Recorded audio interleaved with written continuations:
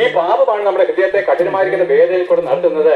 അതെ, കഴിഞ്ഞ കാലങ്ങളിൽ നമ്മൾ ചെയ്ത ഓരോ പാപവും നമ്മുടെ കുടുംബ ജീവിതത്തെ ബാധിക്കുന്നു, നമ്മുടെ തലമുറകളെ ബാധിക്കുന്നു. നിങ്ങൾ ഇതിനെപ്പറ്റിയൊക്കെ ബോധമുള്ളവരല്ലയോ? അതെ അപ്പന്മാരെ, നിങ്ങൾക്ക് നിങ്ങളുടെ ചുറ്റും നോക്കി കഴിഞ്ഞാൽ അറിയാം, അല്പം പണത്തിന് വേണ്ടി പലരെ കരയിപ്പിച്ച പല പുരുഷന്മാരെ നിങ്ങൾ കണ്ടിട്ടുണ്ട്. അതേപോലെ അല്പം ലാഭത്തിന് വേണ്ടി അനേകരെ കണ്ണുനീര് കുടിപ്പിച്ച വലിയ ചക്രവർത്തിമാരുണ്ട്, വലിയ ബിസിനസ്സുകാരുണ്ട്. അവരുടെ മക്കളും തലമുറകളൊക്കെ എവിടെ ചെന്ന് പറയപ്പെടും? അവർക്ക് പണമുണ്ട്, അവിടെയൊക്കെ വിവാഹ ജീവിതം തകർന്നു പോകുന്നു. പലരും കള്ളു കുടിച്ചും കഞ്ചാവ് വലിച്ചുകൊണ്ടാണ് ഇങ്ങനെ നശിച്ചു പോവുകയാണ്. എനിക്ക് പലരെ അറിയാം, പണത്തിന് വേണ്ടി എന്താണ് ഗവൺമെന്റിനെ കളിപ്പിച്ച് മനുഷ്യനെ കളിപ്പിച്ച് ഒത്തിരി പണം സ്പിരിറ്റ് വിറ്റും പിന്നെ എന്താണ് കള്ളത്തടി വെട്ടിയും ഒക്കെ അനേകർ ജീവിക്കുന്നുണ്ട്. പ്രിയപ്പെട്ടവരെ, അവരെന്താണ് ദേശത്ത് വലിയ വാഹനങ്ങളിൽ രാജാക്കന്മാരെ പോലെ വാഴുന്നു. അവന്റെ എല്ലാം മക്കളുണ്ടല്ലോ, കള്ളു കുടിച്ചും മറ്റു വിധമായിരിക്കുന്ന പാപം ചെയ്തും അവരെല്ലാവരും എന്താണ് നശിച്ചുകൊണ്ടിരിക്കുകയാണ്. ഇവൻ ആർക്ക് വേണ്ടിയിട്ടാണ് ഈ പണം ഉണ്ടാക്കുന്നത്?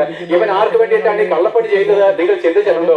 അതുകൊണ്ട് സത്യസന്ധമായിട്ട് നടക്കുന്നവൻ, നീതിമാന്റെ മക്കള് അപ്പത്തിന് വേണ്ടി ഇറക്കുന്നത് ഞാൻ കണ്ടിട്ടില്ല എന്ന് വചനം എഴുതിയിരിക്കുന്നു. അതേപോലെ ഇവിടെ നീതിയോടെ ജീവിപ്പേ. മക്കളെ സ്നേഹിക്കുന്ന ഏത് പുരുഷനും നീതിയോടെ ജീവിപ്പിന് നിങ്ങൾ അർത്ഥമായിരിക്കുന്ന കൂലി മാത്രം മേടിച്ച് സൗമ്യതയുടെ ആത്മാവിൽ ജീവിച്ചുകൊള്ളുവിൻ. നിങ്ങളുടെ കുഞ്ഞുങ്ങൾ അനുഗ്രഹിക്കപ്പെടും.